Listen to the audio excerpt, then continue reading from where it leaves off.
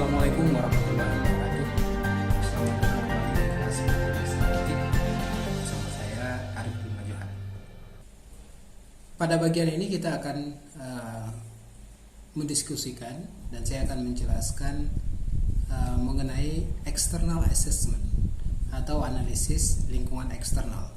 Ini juga merupakan salah satu dari proses manajemen strategik. Pertama, proses manajemen strategik itu adalah memformulasikan visi dan misi perusahaan. Yang kedua, melakukan analisa lingkungan, baik itu eksternal maupun internal. Nah, di sini kita akan coba melihat apa sih tujuannya melakukan analisa eksternal dan output apa yang ingin dicapai dari upaya menganalisa lingkungan eksternal perusahaan. Kemudian kita juga akan mendiskusikan salah satu sudut pandang atau kalau dalam perkembangan ilmu manajemen strategik disebut juga dengan salah satu paradigma manajemen strategik, yaitu the Industrial Organization View atau the IO View. Nah, terakhir saya juga akan jelaskan proses singkat, proses umum maksudnya, tentang bagaimana melakukan analisa eksternal atau analisa lingkungan eksternal. Pertama, kita harus pahami dulu yang mana yang kita maksud dengan lingkungan eksternal. Secara umum dapat dipahami gini, lingkungan eksternal adalah event, tren atau kejadian-kejadian atau situasi di mana perusahaan tidak memiliki kendali atas situasi tersebut. Jadi kita sedang melakukan analisa terhadap faktor-faktor yang uncontrollable bagi perusahaan atau tidak dapat dikendalikan oleh a single firm, tidak bisa dikendalikan oleh satu perusahaan saja. Nah, itu adalah lingkungan-lingkungan eksternal yang akan dianalisis. Kemudian apa sih tujuannya? Tujuan utama dari menganalisa lingkungan eksternal itu adalah agar perusahaan dapat mengidentifikasi peluang-peluang dan ancaman-ancaman. Ingat, peluang ada di luar, demikian juga ancaman ada di luar perusahaan. Sehingga pada akhirnya perusahaan bisa merumuskan reasonable action untuk menangkap peluang tadi atau untuk mengeliminasi ancaman. Jadi ini outputnya, agar perusahaan dapat mengantisipasi apa yang terjadi di luar kontrolnya. Kalau ada peluang, apakah perusahaan bisa mengambil manfaat dari peluang tadi sehingga bisa bertumbuh dengan lebih baik? Kalau misalnya ada ancaman, bagaimana cara perusahaan bisa mengeliminasi dampak dari ancaman-ancaman tersebut? Nah, itu kira-kira esensi dari kita melakukan analisa lingkungan eksternal. Nah, sekarang kita perlu tahu apa variabel-variabel atau apa dimensi-dimensi penting yang harus kita perhatikan. Ingat, di luar sana ada sangat banyak situasi dan faktor-faktor yang berkaitan dengan bisnis. Dan di luar sana juga terdapat informasi yang sangat banyak yang kemudian tidak mungkin diperhatikan oleh perusahaan satu persatu. Sehingga yang dilakukan oleh perusahaan sebenarnya adalah mengeliminasi informasi-informasi yang tidak relevan dan mengambil informasi-informasi yang relevan. Ini yang disebut dengan key variables. Jadi menentukan variabel-variabel kunci yang harus diperhatikan oleh perusahaan. Yang kemudian dari variabel ini perusahaan dapat mengidentifikasi peluang dan ancaman yang akan mereka hadapi. Dan kemudian mengambil respon yang tepat terhadap peluang dan ancaman tadi. Nah, setidaknya ada 5 variabel utama atau 5 dimensi utama. Nanti banyak turunannya ya. Ada 5 dimensi yang harus diperhatikan oleh perusahaan. Yang pertama adalah faktor ekonomi atau economic forces. Apa saja informasi terkait dengan perkembangan perekonomian? Apakah itu perekonomian secara makro seperti GDP, disposable income, kemudian tingkat suku bunga bebas risiko, kemudian tingkat risiko itu sendiri, ketersediaan kredit, termasuk juga yang mikro seperti demand terhadap produk, demand terhadap produk komplementer, dan demand terhadap produk substitutnya perusahaan. Ini juga faktor-faktor ekonomi yang perlu diperhatikan. Yang kedua, ada faktor sosial. Di dalam faktor sosial itu termasuk budaya, demografi, dan juga mungkin lingkungan alam ya. Nah, ini adalah faktor sosial yang harus diperhatikan oleh perusahaan. Yang ketiga ada faktor politik dan pemerintahan, termasuk juga legal force di sini. Legal force di sini maksudnya aturan-aturan ya, aturan-aturan yang harus diketahui oleh perusahaan agar nanti perusahaan dapat berjalan dengan lancar sesuai dengan aturan-aturan yang telah ditetapkan tadi. Saya ambil contoh misalnya, salah satu peraturan untuk perusahaan tambang di Indonesia, mereka harus mengeluarkan sebagian dari keuntungan mereka, kalau saya tidak salah 5%, untuk program corporate social responsibility, dan itu diamanatkan di dalam undang-undang. Termasuk juga dengan peraturan mengenai ketenagakerjaan yang harus dipatuhi oleh perusahaan. Ingat, berbeda daerah sekarang beda upah minimum regionalnya, upah minimum provinsi misalnya. Itu di Jakarta dengan di Tangerang beda.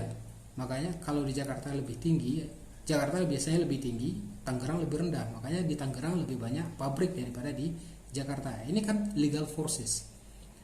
Sesuatu yang kemudian sulit untuk dikendalikan oleh perusahaan. Perusahaan diharapkan dapat menyesuaikan diri terhadap faktor-faktor ini. Kemudian faktor teknologi dan perubahan teknologi. Nah, ini sangat penting karena bisa jadi teknologi yang digunakan oleh perusahaan sekarang itu akan segera obsolete. Obsolete artinya usang ya. Dan ada teknologi baru yang mungkin bisa menggantikan.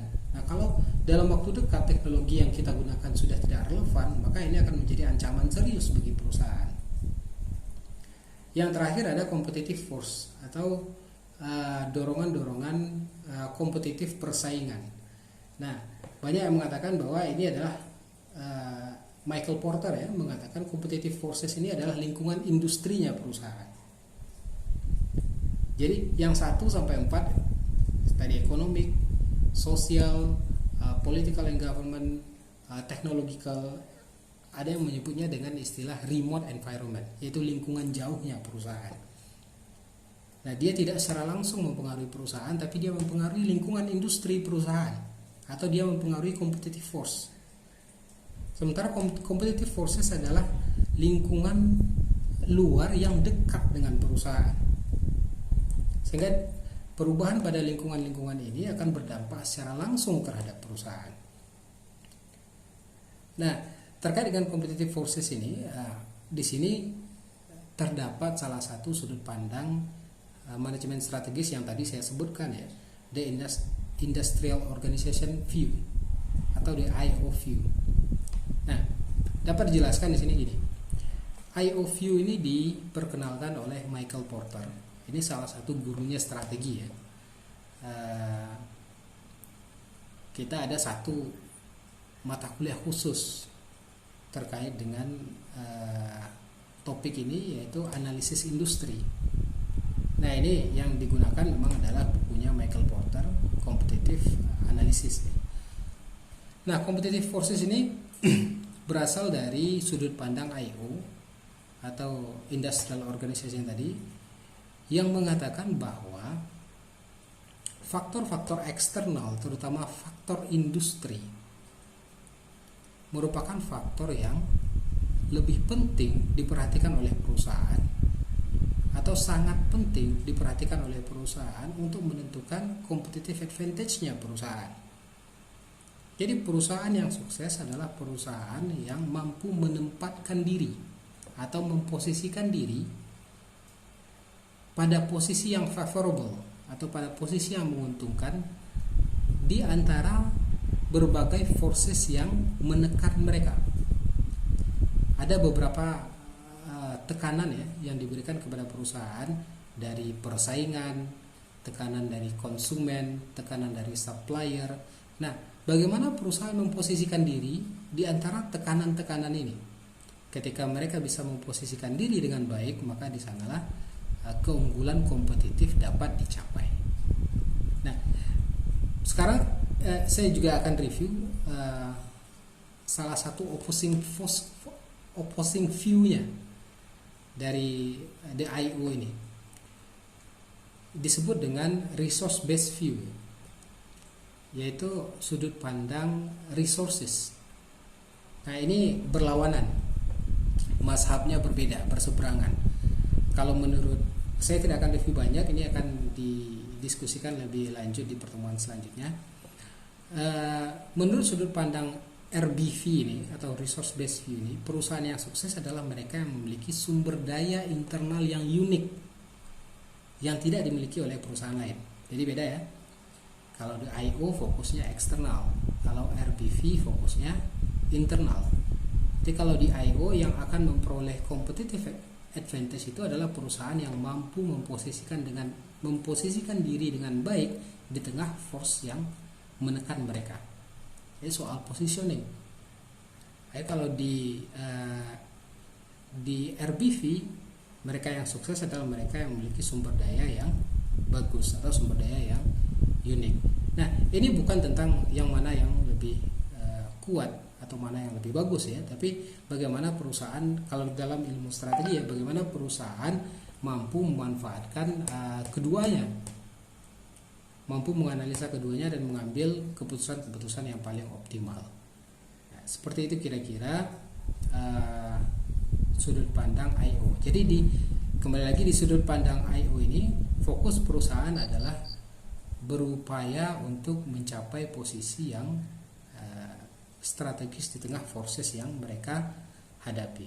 Ya, singkatnya mencari safe haven lah, posisi aman di mana mereka mampu untuk memperoleh keunggulan bersaing yang tidak dimiliki oleh perusahaan lain. Di tengah-tengah persaingan, misalnya posisi aman itu misalnya perusahaan mampu memproduksi dengan biaya yang paling rendah dibandingkan dengan konsumen. Nah, ketika dia mampu berproduksi dengan biaya yang paling rendah, maka dia aman dari para pesaing. Kalau pesaing mau turun harga, dia bisa ikut dalam price wars. Kalau supplier dia relatif lebih unggul ketika bargaining positionnya dengan supplier relatif lebih unggul, karena ketika memiliki faktor produksi, ketika bisa memproduksi dengan biaya yang lebih murah, maka dia bisa memesan dengan kuantitas yang lebih banyak kepada supplier, sehingga dia menjadi customers yang penting bagi supplier. Begitu juga dengan buyers, dia bisa menawarkan harga yang lebih rendah juga terhadap produk substitusi. Nah, kira-kira seperti itu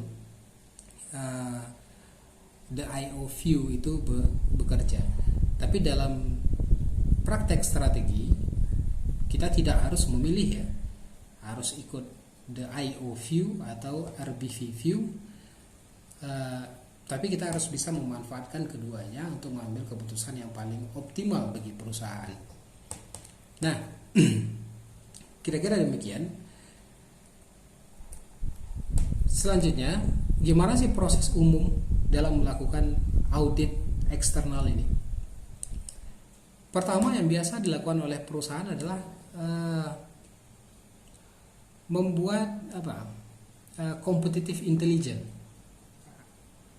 Competitive intelligence ini maknanya adalah bagaimana perusahaan bisa mengumpulkan informasi sebanyak mungkin, kemudian berkaitan dengan mengumpulkan informasi sebanyak mungkin mengenai faktor-faktor tadi, faktor ekonomi, sosial, politik, teknologi, dan juga competitive force tadi.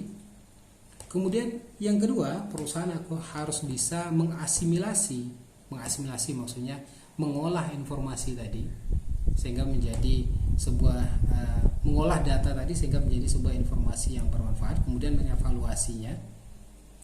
Nah, yang terakhir membuat list mengenai faktor-faktor penting mana yang harus menjadi fokus perhatian bagi perusahaan dan mengkomunikasikan faktor-faktor tersebut di internal perusahaan. Nah, kira-kira seperti itu proses umum dari penyusunan dari melakukan analisa